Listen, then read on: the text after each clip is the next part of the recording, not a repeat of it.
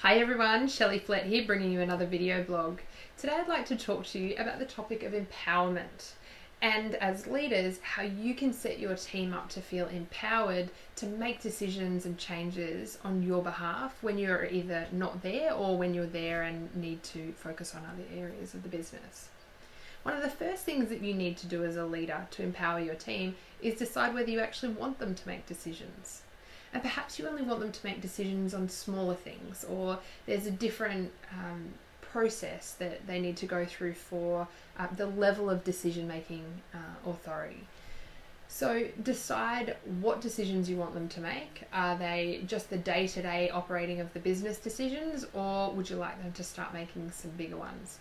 My advice would be start with the smaller decision making and give them the choice to feel empowered on the lower scale things, and then progressively work your way up to the bigger ones.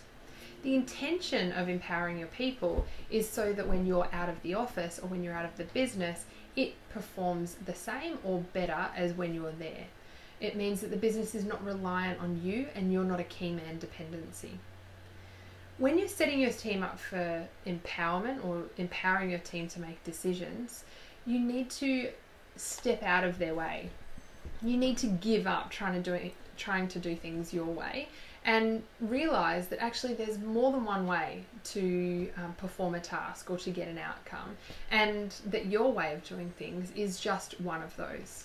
So trust that your team have the right knowledge, skills, and access to make the most informed decisions, and then stick by them.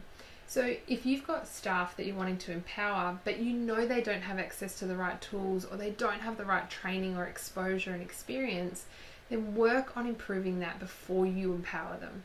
One thing you don't want to do is set your team up for failure. So make sure when you're empowering them, they know what's expected of them. Also think about the boundaries. What is the outcome that you're wanting to achieve? What does that look like?